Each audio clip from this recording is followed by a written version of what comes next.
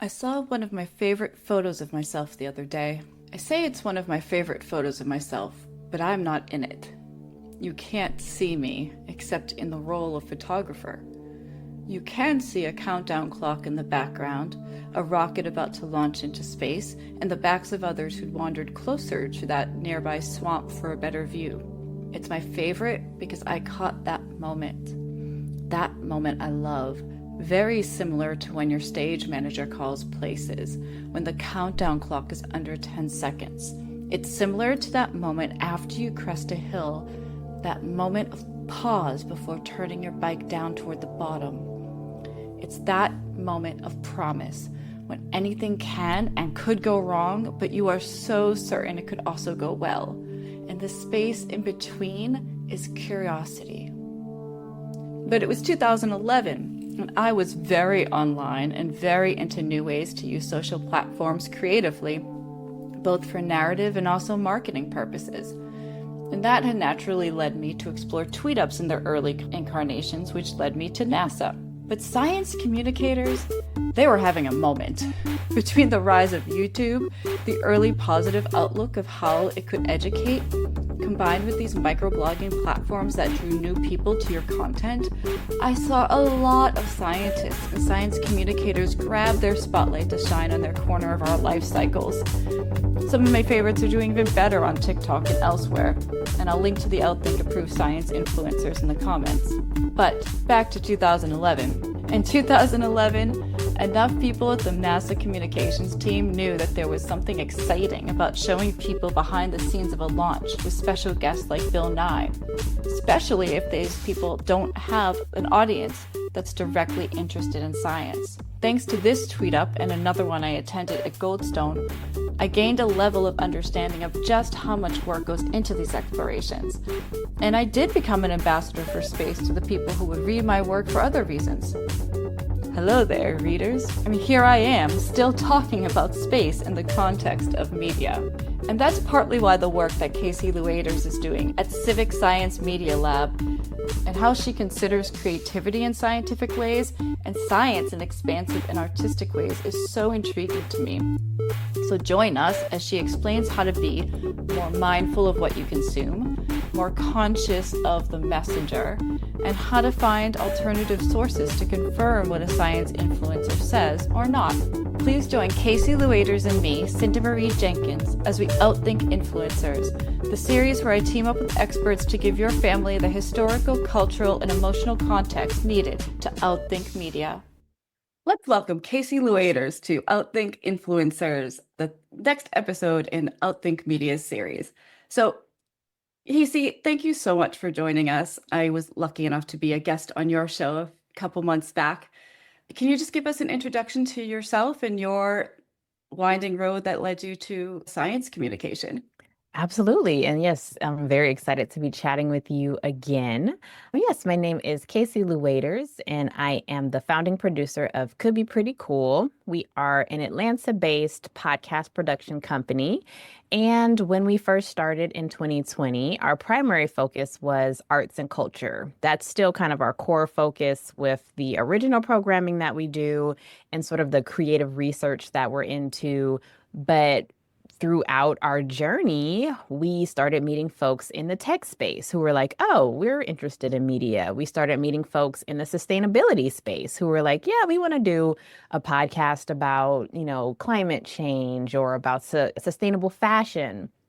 And I began to realize, yeah, we don't have to necessarily define creativity or creative thinking as arts and culture necessarily. Folks who are in the sciences, who are in tech, who are in, cultural spaces, they are just as creative as anyone else. And so I found myself working with an organization called the Civic Science Media Lab out of Boston on a podcast called Consider This Next, where we interview science communicators, and this is where I first met you, to learn more about the ways that they are speaking to audiences about science from their own perspectives. Thank you. And I got into science communicators pretty early on in the YouTube phase. It was probably around when Google bought it, but it really peaked when I went to a tweet up, if that ages me, for the Mars Curiosity launch. But that really introduced me to some of the difficulties in science communication and why you need good communicators. Can you just speak to that a little?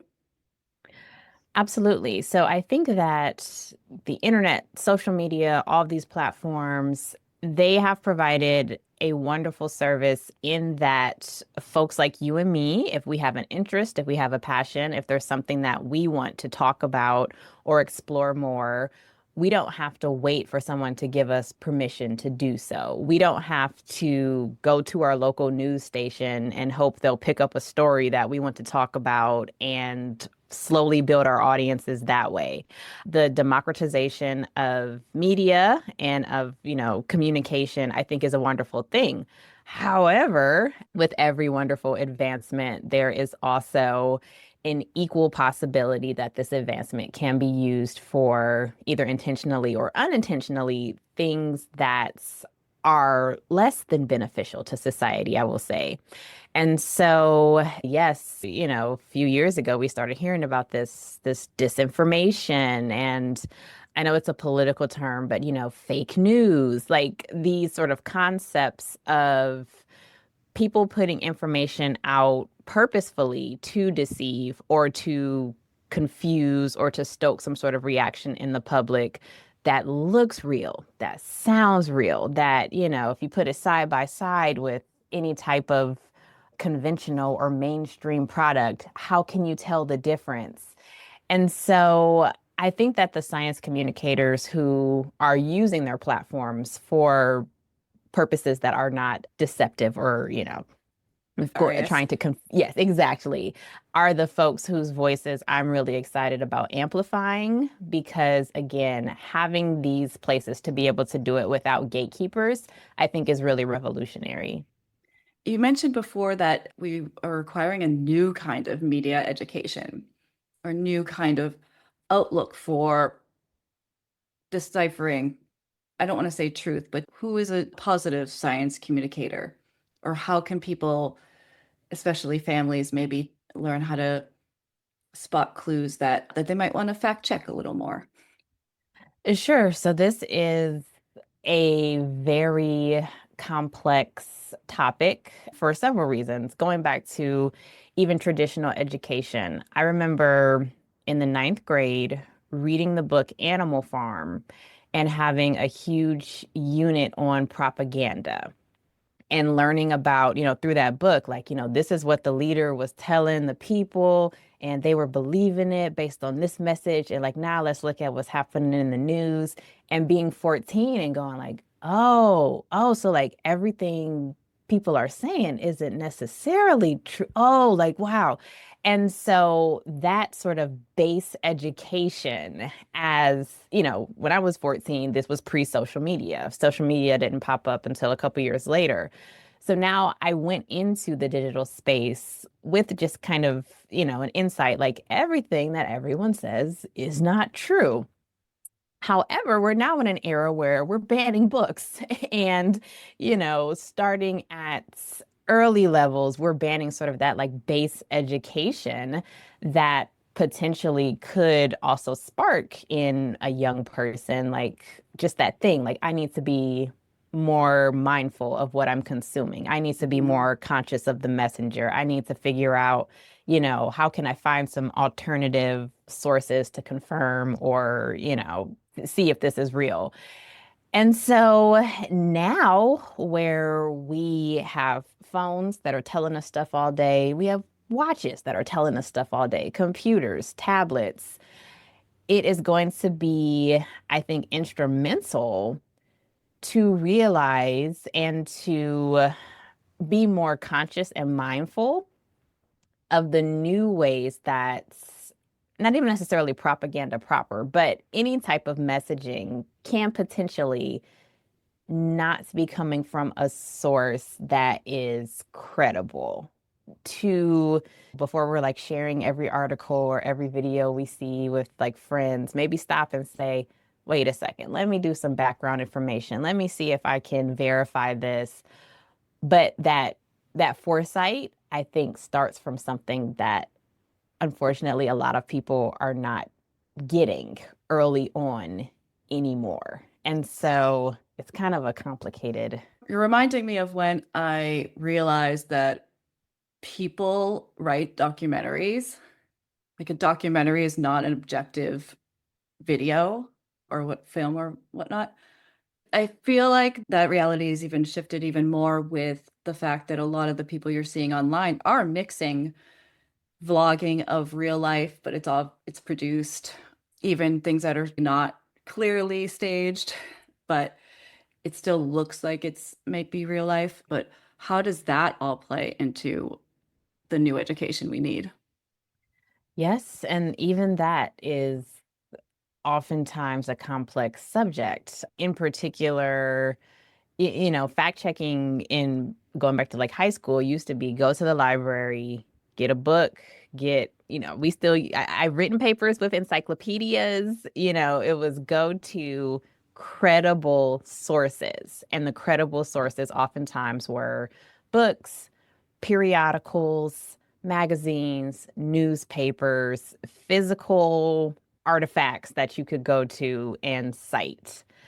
So much of that information now is online. There is a lot of credible information that lives online. But as we've been discussing, that credible information is intermingling with potentially not necessarily credible information, and it's harder to discern what is what. And, it's almost even like the term credible now is subjective in some senses, someone's personal account of an experience technically could be a credible source if that is their truth, but could you then say this is the ultimate truth that exists, nothing else, I don't need any other facts. This is a fact here.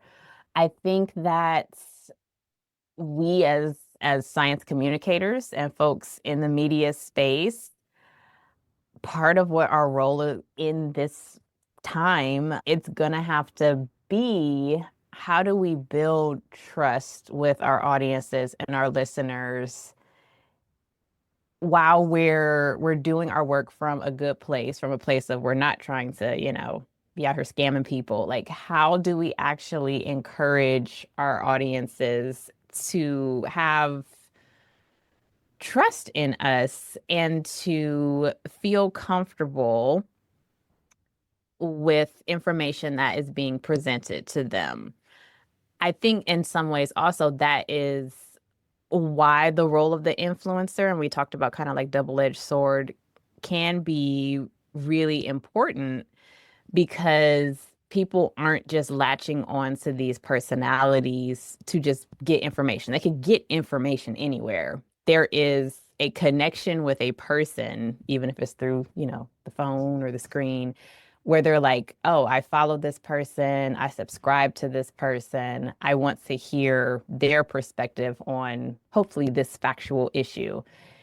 And so again, it's messy. It's messy. It's fascinating. And I'm glad that there are people like you who are like analyzing it, because the younger that people are being exposed to it, the longer it's going to be their view of reality.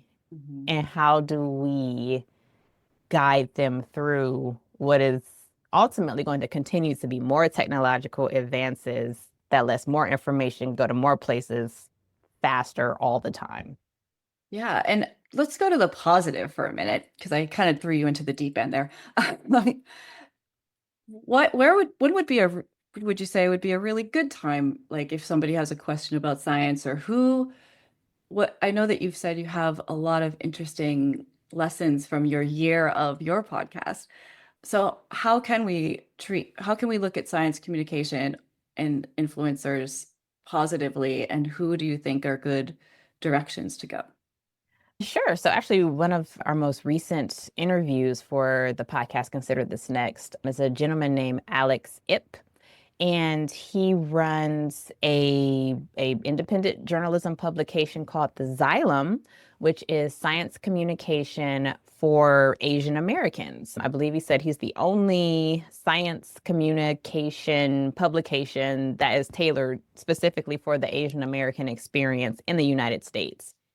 And some of the things that he said that resonated with me were, science is, for everyone. It's information that can be beneficial to everyone. But if we're not communicating in the language, whether the language proper or the cultural language, there could be things that are ultimately missed or misinterpreted. Or if you have reporters or researchers who are not from a specific background researching issues that pertain to a specific community, there could be cultural nuances that skew the reporting. And so I think a lesson that I really resonated with from him was that yes, we think of science as like facts and the numbers and the quantitative, but there's so many like nuances, especially now, to communicating what a fact is that can completely skew the message in some of the specific things that he cited, that we're going through right now as a society. Things like vaccines. If you're communicating about, hey, here's this new vaccine to one audience, they're like, oh, okay, cool. I like this research. Let's do Can some I more research, please. poke in for a second? Because I have Yes. a very, very, Oh, mhm. I have a reaction to that. Please stop putting photographs of people getting vaccines being jabbed by needles, especially if they look scared. That is not your featured image. That makes people not want them. I, I I tried to put that as a policy when I had one little, deputy editor position a few years ago, and I had to explain it. But I feel like that's like so huge to me. Like you can show the needle, but like not the bad part of it, you know? And I know why, but sorry, I just had to get in there. No, all good. And no, it's like that. It's like in the aspects of communication, the visual aspect, the language. We were discussing particularly like being in the South. He's a publication that's based in Georgia. Knowing the sort of social political culture of some populations in the South, just saying, get your vaccine or, you're dumb, that's not going to communicate a message that is going to resonate or cause any type of change. I think it just, again, one of the key lessons that is really resonating with me about science communication is like, yes, get your facts, get your figures, get your research together. But then the whole next challenge is, who is my audience? Why am I trying to give them this message? How could they best receive it? If they do say like, I don't know about this, how do I then react to them? Do I just go like, oh, well, get out of here then? How can we best facilitate a, again, a trust building mechanism or a relationship building mechanism? Because that's probably one of the key ways that people are going to, again, become comfortable receiving new information when a lot of the acceptance of receiving new information now, for some reason, is based on cultural identity in some way, shape, or form, which is a very complex thing to navigate. This idea of a trust mechanism, I don't want to rehash your entire podcast. People should go listen to that. But do you have examples of what you think are good trust mechanisms? Well, I actually, not from this particular episode, but another episode from a few months ago that we did with a researcher out of the University of Miami, Britt DeVries. And her research focuses on, I'm trying to think of the correct term because it's not homeless. It is persons Displaced? displaced populations in Miami who are HIV positive. And so that's like different stigmas. People have different biases about those communities already. And so what their research program does, if they've set up sort of like mailboxes where they give them free HIV treatment medication so they can just go get their medicine. getting treated. And, they couldn't just set up some boxes and say, hey, y'all, come and get this medicine. Like, they actually had to go into those communities. They had to hold in person, like, hey, this is who we are. This is what we can provide. We're not forcing anyone, but here are some of the benefits. We believe, like, if you take part in this program, we could potentially do this. We're not here to, impose, but if you would like this service, we are happy to provide it. Let's figure out how to work together. I think it's just really the notion of I want to work with you. I'm not here to tell you what to think or tell you what you should believe.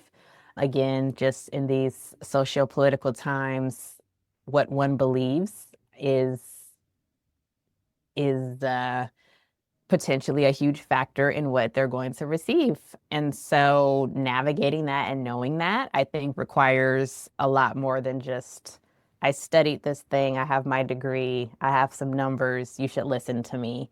Yeah, navigating that is fascinating. Yeah, what I love about that is from the other side of it, if you're listening to somebody and they're telling you what to think versus let me lay out the facts, that could be a good signal for somebody to step back and look at it more objectively. I think for me, I grew up with reverence for people who had more training, more education, more like if you're a doctor telling me this is what, I think is the best course of action, like I don't have any real reason to not believe that. However, there are also instances where, again, due to certain nuances, it's like, oh, that may be based on your training. What you've seen is considered best, but I am having a particular situation that may differ from what you have seen. So then maybe I do need to do some more, research or find some, alternates or combination of what you're saying and something else. And so, yes, this is, I mean, I keep saying like it's messy, but It's so messy. how do we empower a curious and science-minded society in 2025 in the age of all of the devices, all of the messaging? I think that is the ultimate challenge, but a righteous one, perhaps. No, you and I both come from the arts, so and I love talking about the combining science and creativity because one of my friends who worked on the Curiosity rover was like, you can't, that doesn't happen without creativity. Like the science can only tell you so much before you have to imagine it. What have you seen other creative ways of using arts or using different ways of reaching people for science? Sure. I think that the arts are one of the most palatable ways to deliver new information. Oftentimes, like if you're going to a play or going to an exhibit, the first thing that whoever's presenting it is, they're not just trying to say, like, all right, let me tell you all these facts and then like go experience this interactive exhibit. It's kind of like, welcome. The story is this. You're now a character in it. You're with us. Let's talk about, this world of the narrative. And so even though that's definitely like a creative minded process, there is a lot of logical and strategic work that goes into presenting stories and presenting narratives that may have a message, may have, something they're trying to teach, but just make people absorbed in the world. And maybe afterwards there's like a talk back or there's like a follow-up thing where it's like, let's talk about, what you just saw today. But that's probably my favorite thing about the arts. I can say even like the arts media, speaking of documentaries, and I know, we sort of touched on documentaries, what is super factual, what is not. I can say for me, the film Blackfish, which was about, the Sea World, I saw that film and like came home and just like sat on the couch in silence. I was completely affected by just what I saw, the story, the images, the sounds, and then I started doing more research on zoos and aquariums and, so I think that's kind of the power of arts and media. It'll make you feel something, hopefully. And then if it makes you feel something enough, then you'll take action to actually, doing more research. How can I get involved? How can I learn more? So yeah, that's the arts. Thank you. And what have you done recently that you're very proud of, and what is coming up? Sure. So, yes, Could Be Pretty Cool News is our flagship podcast about creative entrepreneurship. So, again, we've sort of broadened our scope on creative entrepreneurship to include tech entrepreneurs, social entrepreneurs, folks who are basically just trying to build something that doesn't exist yet, whether that is a concept, whether that is a cure for something. We believe that creative entrepreneurship can mean a lot of things. So that show is every 2 weeks. We launch a new episode, and looking forward to on Earth Day, actually, we're launching a new show with a nonprofit based out of Georgia, the Eco Womanist Institute Southeast. And they are an organization that is looking to help Black women in particular reclaim their interest in farming and agriculture. And so we're launching that podcast on Earth Day, which is really exciting. Again, what is, more creation than cultivating earth and creating new things and making food and, helping to feed families. Really excited about that. And yes, a new episode of Consider This Next with the Civic Science Media Lab will be dropping later in April as well. Great. Thank you so much. I'm very much looking forward to your Earth Day podcast and listening to the ones I have to catch up on. And thank you again for joining us. Yeah, we're around. Love saying hey. Thank you very much. Truly, talking with Kacie gives me so much to chew on. I'm very grateful for this gem of a takeaway. Ask if that TikToker or YouTuber has a "I want to work with you, I'm not here to tell you what you should believe" vibe, or a stronger one. That's one easy first step to just slowing down and considering all your clues in context. It's especially inspiring to hear how the arts can communicate complex ideas so well as we are working on the premiere of The Taming of the Screens, an Outthink Media interactive show that uses Shakespeare to teach kids how curiosity and context clues are the keys to online safety. Yes, really. Our first 4 live shows are premiering at the Orlando Kids Fringe Festival this May, and you can learn more in the show notes or by visiting tamingofthescreens.com. Many, many thanks to our guest Kacie, our episode editor Deborah Lee Smith, and UI designer Annie Ruby for her beautiful podcast images.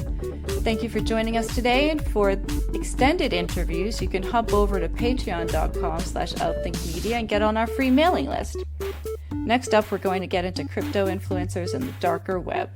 But not those big guys you're thinking of on Outthink Influencers.